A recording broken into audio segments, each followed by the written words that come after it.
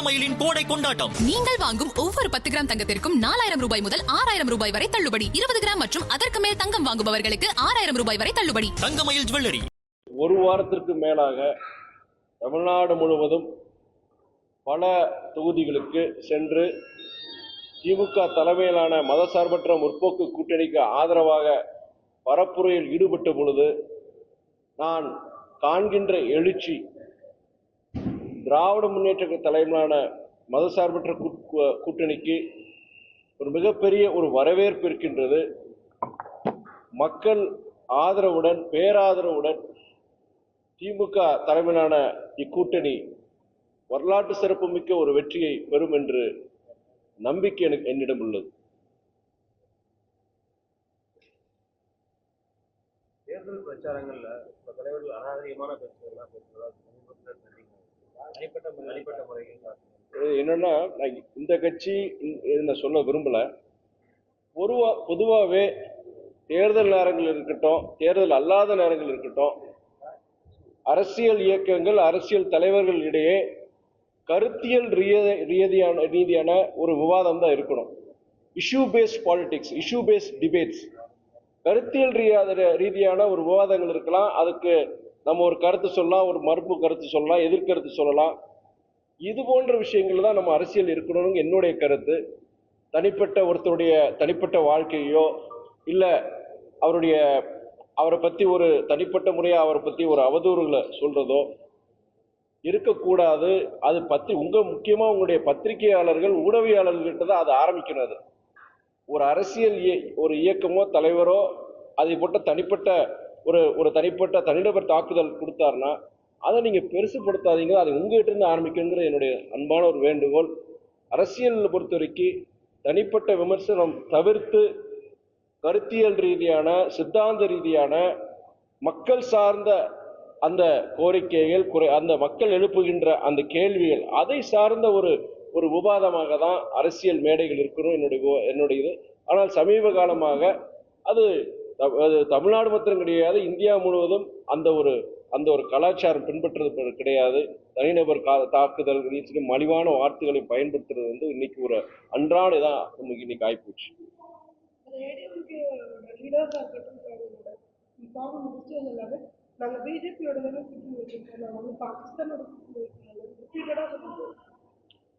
அது அதிமுக பொறுத்த வரைக்கும் அதனுடைய தலைவர் அண்ணன் எடப்பாடி அவர்கள் சில வருடங்களுக்கு முன்பு ஒரு 1.5 வருஷத்துக்கு முன்னாடி என்ன பிரச்சாரத்தை அவர் வச்சிருந்தாரு.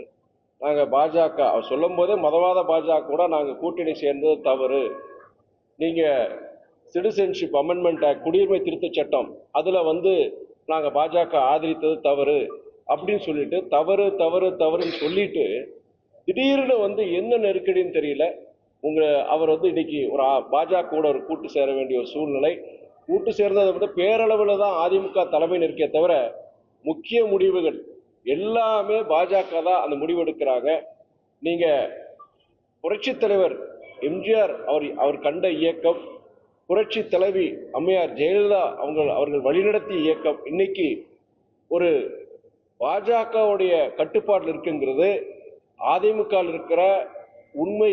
அவங்க தொண்டர்களுக்கு சரி எல்லாருக்கும் ஒரு மிகப்பெரிய ஒரு சங்கடம். இது சில வருடங்களாவே இந்த ஒரு கருத்து அதிமுக பரவலா இருக்கு. அண்ணன் எடப்பாடி பொறுத்தவரைக்கும் என்ன ஒரு நிர்பந்தம் தெரியல. அவரை பொறுத்தவரைக்கும்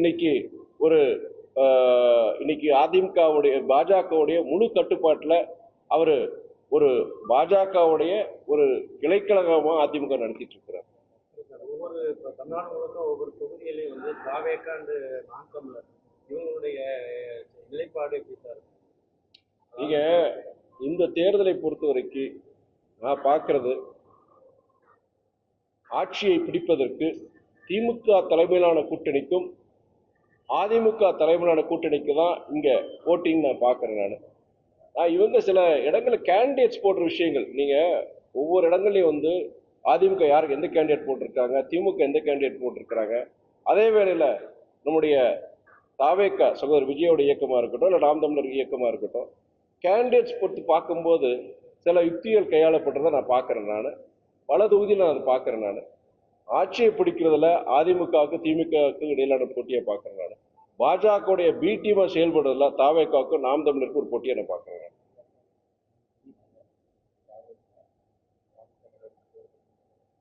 தொகுதியை பொறுத்தவரைக்கும் பார்த்தீங்கன்னா எதிர்த்து நிற்கக்கூடிய அந்த பாஜக வேட்பாளருக்காக தொடர்ந்து வடமாநிலங்களில் இருக்கக்கூடியவர்களே பிரச்சாரம் நீங்க அதாவது ஒரு துரதிருஷ்டமான ஒரு இதாக பார்க்குறேன் நான். நீங்க பாஜக வேட்பாளர் அண்ணன் ராமசீனிவாசன் தான் நிற்கிறார். அண்ணனை நம்ம பூமி அண்ணனை எதிர்த்து நிற்கிறாரு. ஆனால் நீங்க அவர் சமீபத்தில் நம்முடைய மகாராஷ்டிராவுடைய முதலமைச்சர் ஃபட்னவிஸ் அவரை வந்து அழைச்சிட்டு வந்து பிரச்சாரத்துக்கு கூட்டு வந்திருந்தார். வேற ஒரு பாஜகவுடைய ஒரு முதலமைச்சர் மகாராஷ்டிரா சார்ந்தவர், அவர் வந்து இங்க வர்றது தவறுன்னு சொல்ல முடியாது. ஆனால் அவர் வந்து என்ன கருத்து சொன்னாரு, மெட்ரோ ரயில் வந்து உங்களுக்கு மதுரைக்கு வேணும்னா எங்களுடைய வேட்பாளர் ராமசீனிவாசனுக்கு நீங்க ஆதரவு கொடுத்தாலும் மெட்ரோ ரயில் வந்தார். அப்ப என்ன அர்த்தம்? அப்போ திமுக அந்த தமிழக அரசு பொறுத்த வரைக்கும் திமுக அரசு அதை ஏற்றுக்கிறதுனால தான், அந்த ஒரு காரணத்துக்காண்டி தான் நாங்கள் மதுரைக்கு மெட்ரோ ரயில் கொடுக்கல. நீங்க பாஜக எங்க அணிக்கு நீங்க ஆதரவு கொடுத்து இது பண்ணீங்கன்னா நாங்க மெட்ரோ ரயில் கொண்டு வந்துங்கிறது ஒரு முதலமைச்சர் சொல்ற கருத்து. ஒரு சராசரி ஒரு பேச்சாளரோ இல்ல அவர் பேசுறது அது அரசியல் இது. ஆனால் ஒரு முதலமைச்சருங்கிறது ஒரு மிகப்பெரிய ஒரு மக்கள் பிரதிநிதியா இருக்கிறார். அவர் வந்து சாதி மதம் அரசியல் கடந்து ஒரு பொது பிரதிநிதியா இருக்கணும். அவர் மகாராஷ்டிரா முதலமைச்சராக இருந்துக்கிட்டு இங்க வந்துக்கிட்டு நீங்க எங்களுக்கு தான் ஓட்டு போட்டா அப்பதான் நாங்க பாஜக அரசு வந்து உங்களுக்கு ஒன்றிய அரசு வந்து உங்களுக்கு மெட்ரோ ரயில் கொடுப்பாங்கன்னா அப்போ இது அவங்களுடைய பாஜகவுடைய மனநிலைமையை காமிக்குது. அப்போ நம்ம சொல்ற குற்றச்சாட்டுகள், எதிர்கட்சிகள் சொல்ற குற்றச்சாட்டுகள் என்ன, மாற்றாந்தாய் மனப்பான்மையோடு நீங்க தமிழகத்துக்கு கொடுக்க வேண்டிய திட்டங்களா இருக்கட்டும், திட்டத்துக்குரிய நிதியா இருக்கட்டும், நீங்க கொடுக்கறதுல நம்ம தொடர்ந்து நம்ம சொல்லிட்டு இருக்கோம். அப்ப அந்த குற்றச்சாட்டு உண்மைங்கிற மாதிரி நம்முடைய மகாராஷ்டிராவுடைய முதலமைச்சர் ஃபட்னவிஸோடைய இங்க தேர்தல் புறப்படி அமைஞ்சிருக்கு. அவங்க சொன்னது என்னன்னா, எதனால நீங்க மதுரை கோயம்புத்தூருக்கு மெட்ரோ ரயில் கொடுக்கலன்னு சொல்லும் போது ஒன்றிய அரசு அன்னைக்கு சொன்ன காரணம் என்னன்னா, 20 லட்சத்துக்கு உட்பட்ட ஜனத்தொகை இருக்கிற நகரங்களுக்கு நாங்க கொடுக்கறது கிடையாது, பாலிசிங்க அது அப்படின்னு சொன்னாங்க. ஆனால் இன்னைக்கு உங்களுக்கே தெரியும், ஆக்ரா போன்ற நம்ம மதுரையை விட கோயம்புத்தூரோட மிக சிறிய நகரங்கள் 20 லட்சம் அந்த ஜனத்தொகை குறைவான நகரங்களுக்கு வந்து இன்னைக்கு மெட்ரோ ரயில் திட்டத்தை அறிவிச்சு இன்னைக்கு செயல்படுத்திட்டு இருக்கிறாங்க. இதுதான் நான் தரவோடு சொல்றேன். அவங்க சொல்றாங்க இல்ல ரிப்போர்ட்ல அந்த டிபிஆர் ரிப்போர்ட்ல எல்லாம் நிறைய எரர்ஸ் இருந்துன்னு சொல்றாங்க. எல்லா மாநில அரசுகள் இனிஷியலா கொடுக்குற ரிப்போர்ட்ல எரர்ஸ் இருக்கதான் செய்யும். நீங்க அதுக்கப்புறம் அதை கரெக்ஷன் பண்ணுவாங்க செய்யும். ஆனால் எத்தனை வருஷமா நம்ம கேட்டுட்டு இருக்கோம் மெட்ரோ ரயில்? 1 வருஷமா 2 வருஷமா 3 வருஷமா பல வருஷமா அந்த மெட்ரோ ரயில் நம்ம கேட்டுட்டு தான் இருக்கிறோம். மதுரைக்கு இன்னைக்கு ரொம்ப அத்தியாவசியமான ஒரு திட்டம் மெட்ரோ ரயில் திட்டம். கோயம்புத்தூருக்கும் தேவை, திருச்சிக்கும் தேவை. ஆனால் இன்னைக்கு புறக்கணிக்கப்படுது. அதே மாதிரி எய்ம்ஸும் நீங்க எல்லாரும் பல பேர் நீங்க சொல்லியிருக்க தலைவர்கள் சொல்லியிருக்க 2015 அறிவிப்பு கொடுத்தாங்க, மதுரையில் எய்ம்ஸ் சொன்னாங்க. 2019 அன்னைக்கு தேர்தல் நேரத்துல பிரதமர் வந்து அன்னைக்கு அடிக்கல் நாட்டினாரு. இன்னைக்கு 2026 ஆயிடுச்சு. 2024 தேர்தலையும் கடந்துட்டோம், 21 தேர்தலையும் கடந்துட்டோம். இன்னைக்கு 2020 11 வருஷங்கள் ஆயிடுச்சு. ஆனால் இன்னையும் கட்டுமான வேலைகள் முடியாம இன்னைக்கு வந்து அது உபயோகத்துக்கு வரல. அதே வேளையில 2015 அறிவிச்ச பிற மாநிலங்கள், குறிப்பா பாஜக ஆள்கின்ற மாநிலங்கள், குறிப்பா வட மாநிலங்கள்ல அங்க 2015 அறிவிச்சது, 2019 அடிக்கல் நாட்டதெல்லாம் இன்னைக்கு செயல்பாட்டுக்கு வந்துச்சு. இதுதான் நாங்க சொல்றோம். நாங்க கேட்ட பல காரணங்கள் சொல்றோம். அன்னைக்கு கூட நம்முடைய முன்னாள் அமைச்சர் நம்ம ஆர்பி உதயகுமாரோட இது பார்த்தேன் நான். அவர் ஜீகா வந்து ஜீகாங்கிறது ஜப்பான் இன்டர்நேஷனல் கோஆபரேஷன் ஏஜென்சிங்க. அவங்க வந்து நிறைய இதுக்கு வந்து திட்டங்கள் உலகம் முழுவதும் இது போன்ற திட்டங்களுக்கு நிதி கொடுக்குறாங்க. ஆனால் நான் என்ன கேட்கிறேன், ஜீகால இருந்து நிதி வரலன்னா செய்யலன்னா நீங்க பிற மாநிலங்கள்ல குறிப்பா பாஜக ஆள்கின்ற மாநிலங்கள இதே நம்ம எய்ம்ஸ்க்கு பொறுத்த வரைக்கும் அவங்க வந்து மாநில அரசு ஒன்றிய அரசு அதுக்கு நிதி கொடுத்துருக்காங்க. மத்திய அரசு நிதி கொடுத்து அந்த எய்ம்ஸ் ப்ராஜெக்ட் முடிச்சிருக்கிறாங்க. ஜிகால வந்து உங்களுக்கு ஃபண்டிங் இஷ்யூ இருந்துச்சுன்னா ஏன் நீங்க உங்களுடைய ஒன்றிய அரசு இதுல இருந்து நிதி கொடுக்கலாமே, மற்ற மாநிலம் கொடுக்கும்போது? இது நான் கேட்கறேன். சும்மா ஜனங்களுக்கு என்னன்னா இன்னைக்கு எது வேணா சொல்லிட்டு போயிடலாம் அப்படிங்கிற மாதிரி இன்னைக்கு ஒரு மனநிலை வந்து பொதுவா முக்கியமான அந்த அரசியல் தலைவருக்குலாம் வந்துச்சு. இந்த கேள்வி வந்து இப்போ நான் சமீபத்தில் தான் முந்தா நாள் தான் நம்முடைய சகோதரர் உதயகுமாரோடைய இன்டர்வியூ நான் பார்த்தேன். நான் அவர் இதெல்லாம் சரியான பதில் கிடையாது. இந்த பதில் தமிழ்நாடு புறக்கணிக்கப்படுகின்றது, தமிழ்நாட்டுக்கு வர வேண்டிய திட்டங்கள், தமிழ்நாட்டுக்கு வர வேண்டிய நிதி மறுக்கப்பட்டுள்ளது. பேரிடர் காலங்கள்லயும் நம்மளுடைய தமிழ்நாடு அரசு, குறிப்பா நீங்க திமுக விட்டுருங்க, சென்ற முறை அதிமுக அரசு இருக்கும்போது கூட 10 வருஷம் இருக்கும்போது கூட பல பேரிடர்கள் நடக்கும் பொழுது அன்றைய அதிமுக அரசு கேட்ட அந்த பேரிடர் நிதியை கூட அன்னைக்கு கொடுக்காம இருந்திருக்கிறாங்க. இது போன்ற காரணங்களுக்காக இந்த தேர்தல் 2026 தேர்தலை பொறுத்த வரைக்கும் தமிழக மக்கள் தக்க பதிலடி, அதிமுக தலைமையிலான பாஜக கூட்டணிக்கு தக்க பதிலடி கொடுப்பாங்க. இந்த அதிமுகவை பிரிவு சசிகலா குறிப்பிட்ட தொகுதியில் நின்று எல்லாம் அவங்கள தோற்கடிக்கின்ற மாதிரி ஒரு சூழ்நிலை அறிவிக்கிறாங்க. அதாவது நீங்க சசிகலா அம்மையார் பொறுத்த வரைக்கும் புரட்சி தலைவி அம்மையார் கூட பயணிச்சவங்க. அவங்க அரசியல்ல மிகப்பெரிய பொறுப்புல இல்லாட்டியும் கூட அவங்க அந்த இயக்கத்துல அந்த அம்மையாரோட பயணிச்சவங்க. அவங்களுக்குன்னு ஒரு ஒரு ஃபேஸ் வேல்யூ இருக்கதான் செய்யும். அது என்னன்னா அவங்க இன்னைக்கு பல இடங்கள்ல வேட்பாளர்கள் அவங்க இயக்கம் சார்பா போட்டிருக்கிறாங்க. அது கண்டிப்பா நான் சென்ற முறையே நீங்க பார்த்திருப்பீங்க, பல தொகுதியில் 60க்கும் உட்பட்ட தொகுதி, 60 கிட்டத்தட்ட 50ல இருந்து 60 தொகுதிகள் பொறுத்த வரைக்கும் 4000 ஓட்டு 5000 ஓட்டுக்குள்ள கிட்ட 60 தொகுதிகள் அது வெற்றி தோல்வியை நிர்ணயிச்சு. இது போன்ற விஷயங்கள் பொறுத்த வரைக்கும் அந்த அம்மா பெரிய அளவில் அவங்களோட இயக்கம் வாக்கள் வாங்காட்டி கூட அது குறிப்பா அதிமுக வெற்றியை கண்டிப்பா பல தொகுதியில பாதிக்குங்கிறது என்னுடைய கருத்து.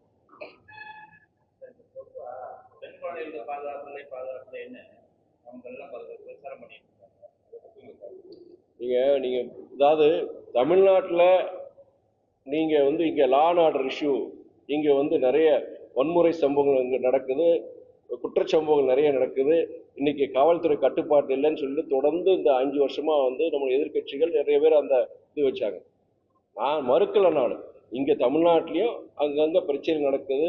அது ஆனா உடனுக்குடன் 24 மணி நேரம் 48 மணி நேரத்துக்குள்ள எஃப்ஐஆர் ஃபைல் பண்ணிடுறாங்க. அந்த குற்றம் செஞ்சவங்களை அவங்க அரெஸ்ட் பண்ணிடுறாங்க. ஆனால் கடந்த ஆட்சிகளை பொறுத்த வரைக்கும் இது நடக்கல. பல இடங்கள் பொள்ளாச்சி உட்பட சம்பவம், அந்த பாலியல் அந்த பலாத்காரம் சம்பவம் உட்பட பல நேரங்கள்ல உங்களை போன்ற பத்திரிகையாளர்கள் ஊடகவியாளர்கள் அதை பெருசுபடுத்தி எதிர்கட்சிக்காரர்களும் தெருவுக்கு அங்க போராட்டங்கள்லாம் நடத்துறதுக்கு பாதிக்கப்பட்டவங்களும் அவங்க போராட்டம் நடத்துனதுக்கு அப்புறம் தான் அவங்க அன்றைய அரசு அதுக்குள்ள நடவடிக்கை எடுத்தது. ஆனால் இன்னைக்கு பொறுத்த வரைக்கும்னா கடந்த 5 ஆண்டுகள்ல திமுக ஆட்சியில எங்க தவறுகள் நடக்கும் பொழுது அதுக்குண்டான நடவடிக்கை காவல்துறை எடுத்திருக்காங்க. தமிழக அரசு திமுக அரசு எடுத்திருந்தாங்க. அதுதான் நாங்க சொல்றது. அதே வேளையில நீங்க இங்க கிரைம் நடக்கலன்னு சொல்லல. அதே வேளையில இந்தியா முழுக்க நீங்க ஒரு கம்பேரிட்டிவ் இது பார்க்கும்போது, ஒரு கம்பேரிசன் பார்க்கும்போது வட மாநிலங்கள் குறிப்பா பாஜக ஆள்கின்ற மாநிலங்கள்ல அங்க எப்படி இருக்கு, கிரைம் ரேட் எப்படி இருக்கு அப்படின்னு பார்க்கும் பொழுது அங்க இதை விட பன்மடங்கு அதிகமா இருக்கு. இதை நான் சொல்லல, நீங்க நேஷனல் கிரைம் ரெக்கார்ட்ஸ் பியூரோ அது தேசிய அளவுல ஒன்றிய அரசு சார்ந்த ஒரு ஸ்தாபனம். அவங்களுடைய டேட்டா தரவுகளை நீங்க தயவு செய்து, நான் பலமுறை சொல்லியிருக்கிறேன், அதை நீங்க பார்த்தாலே தெரியும். தமிழகம் பொறுத்த வரைக்கும் இங்க குற்றச்சம்பவம் நடக்குது. ஆனால் வட மாநிலங்களை விட இங்க இது ஒரு பாதுகாப்பான ஒரு மாநிலமா தான் அது நான் பாக்குறேன். நீங்க அந்த தரவு வச்சு நீங்க தரவு வச்சு பார்த்துக்கலாம். இன்னொன்னு, இப்போ நீங்க டெல்லியில நான் ஒரு எம்பியா இருக்கிறேன். நான் டெல்லியில நான் போய் டெய்லி காலையில நாளிதழ்களை நான் திறக்கும் பொழுது அங்க டெய்லி ஒரு 2-3 சம்பவம் டெல்லியில இருக்கு. டெல்லிங்கிறது நம்மளுடைய கேபிட்டல் சிட்டி, நம்முடைய இந்தியாவுடைய தலைநகரம். அங்கேயே 4 பொழுது துப்பாக்கி சூடு நம்ம பார்க்கிறோம். நீங்க தயவு செய்து டெல்லி எடிஷன் நம்முடைய பேப்பர்களை வாங்கி பாருங்க. சொல்லி முடிச்சிடறேன், என் கருத்து சொல்லி முடிச்சிடறேன் நான். அப்படி டெல்லி தலைநகரம் யார் கட்டுப்பாடுல இருக்கு? இன்னைக்கு பாஜகவுடைய ஒன்றிய அரசுடைய கட்டுப்பாடுல இருக்கு. நம்முடைய நாட்டுடைய தலைநகரத்திலேயே குற்றச்சம்பவங்களை அவங்களால கட்டுப்படுத்த முடியல. அப்படி இருக்கும்பொழுது அங்கேயும் இதே மாதிரி பெண்களுக்கு எதிரான குற்றங்கள். Delhi is the most unsafe city in India and in ஏசியாங்கிறது இந்தியாவில மாத்திரம் கிடையாது, ஆசியா லெவல்ல பெண்களுக்கும் சரி பொதுவா இது போன்ற குற்றச்சம்பவங்கள் அதிகமா நடக்கிற ஒரு நகரம் பொறுத்த வரைக்கும் டெல்லிங்கிறது பல நாளிதழ்களையும் எல்லாத்துலயும் ரிப்போர்ட்ஸ் வந்திருக்கு. இத்தனை மணி நேரத்துக்கு முறை பெண்கள் அங்க போக முடியாதுங்கிறது. அப்படி பார்க்கும்போது இங்க சென்னையிலயோ மதுரையிலயோ கோயம்புத்தூர்லயோ திருச்சியிலயோ அது போன்ற பிரச்சனைகள் கிடையாது. சம்பவங்கள் நடக்குது மறுக்கல, ஆனால் அதுக்குரிய நடவடிக்கை காவல்துறை எடுத்திருக்கிறாங்க. அடிக்கடி அதிகாரிகள், காவல்துறை அதிகாரிகள் எல்லாம் அடிக்கடி மாத்திக்கிட்டே இருக்காங்க. இந்த ஒரு 10 நாள்ல மட்டும் நிறைய அதிகாரிகள் மாத்திருக்காங்க. இதுக்கு என்ன காரணம்? இது என்னன்னா, அதிமுக தலைமையிலான அணிக்கு தேர்தலில் அவங்க நம்பிக்கை இழந்துட்டாங்க தான் காமிக்குது. மக்கள் மேல நம்பிக்கை இழந்துட்டாங்க, மக்களும் அவங்க மேல நம்பிக்கை இழந்துட்டாங்க. இந்த நேரத்தில் இது போன்ற அதிகாரிகளை மாற்றுறது, காவல்துறை உயர் அதிகாரிகளை மாற்றுறது, இது போன்ற விஷயங்கள் கடைசி நேரத்தில் தேர்தலில் ஏதாவது அவங்க அதாவது இப்போ ஏற்கனவே இன்கம் டேக்ஸ் இடி வச்சு சில முயற்சிகள், அதே நேரத்தில் இது போன்ற அதாவது கடைசி நேரத்தில் கொஞ்சம் அழுத்தம் கொடுக்கறது, ப்ரெஷர் கொடுக்கறது, அது மூலியமா தேர்தல் இதை ஏதாவது மாற்றலாமாங்கிறது ஒரு முயற்சியை கூட நான் பார்க்குறேன். அதே வேளையில நீங்க பீகார்ல சில மாதங்களுக்கு முன்பு அங்க தேர்தல் நடந்தது. அங்க இது போன்ற இதெல்லாம் கிடையாது. நீங்க எல்லா இடத்துலையும் ஒரே மாதிரி தானே இருக்கணும்.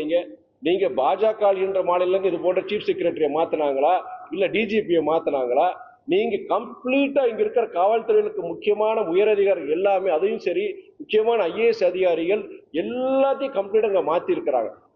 இது நீங்க பாஜக ஆள்கின்ற மாநிலங்கள் ஏன் அது பண்ணல? அவங்க என்ன சொல்றாங்கன்னா, இது ஒரு நியூட்ரலா இருக்கணும், அது இருக்கணும். அப்புறம் அதே இது அங்க பண்ணிருக்கணும், அங்க பண்ணாம நீங்க எதிர்கட்சிகள் ஆள்கின்ற மாநிலங்கள் பண்ணும்போது பல சந்தேகங்களை எழுப்புது.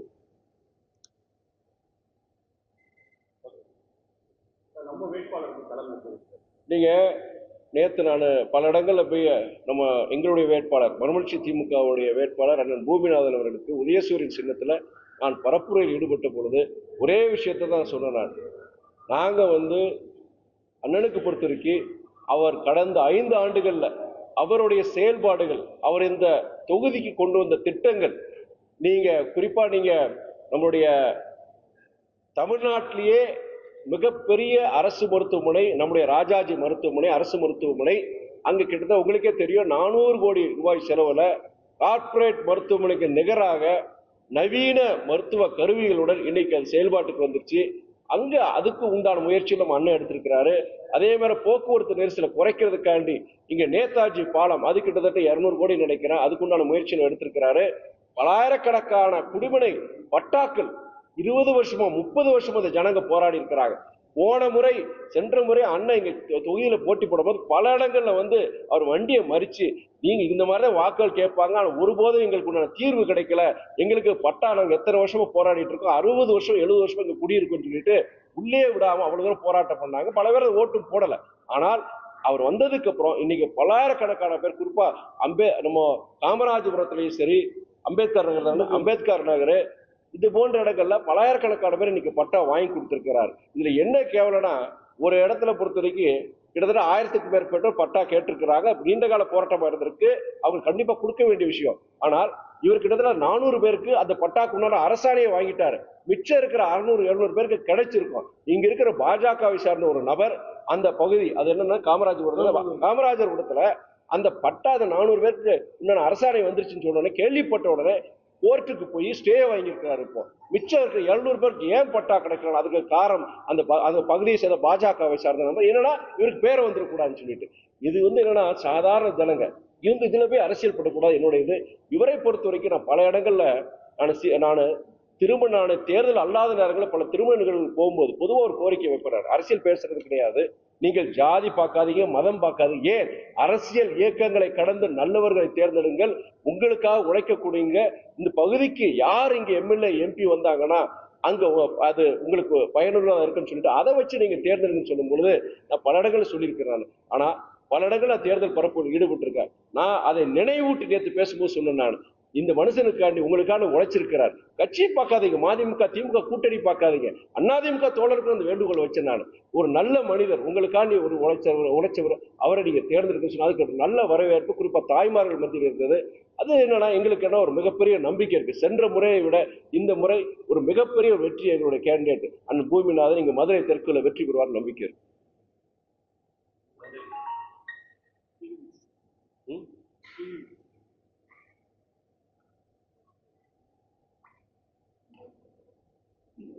அது சீட்டு கொடுக்குறாரு, குண்டு சீட்டுனா, அதாவது நம்முடைய புரட்சி தலைவர் எம்ஜிஆருடைய குரலா, நம்முடைய நடிகர் திலகம் சிவாஜி கணேசனுடைய குரலா, பல முன்னணி நடிகர்களுடைய குரலாய் திகழ்ந்து வருவதுதான் நம்ம டிஎம்எஸ் ஐயா. அந்த டிஎம்எஸ் ஐயா பொறுத்த வரைக்கும் மதுரையின் அடையாளமா இருந்தாரு. இன்னைக்கு அவருக்கு ஒரு நீண்ட கால கோரிக்கை என்னன்னா, அவருக்கு ஒரு சிலை வைக்கணும்னு சொல்லிட்டு. அந்த சிலை இன்னைக்கு மதுரையில் இருக்குன்னா அதுக்கு முக்கிய காரணம், முழு காரணம் எங்களுடைய புதூர் பூமிநாதன் அண்ணன் தான். அது அவர் ஸ்வீட்டை காமிச்சாரு. அவட சொல்ல வேண்டாம் நினைச்சாங்க. ஆனா இன்னைக்கு அரசியல் இதெல்லாம் சொல்ல வேண்டியது இருக்கு, அதை நான் சொல்லிடுறேன்.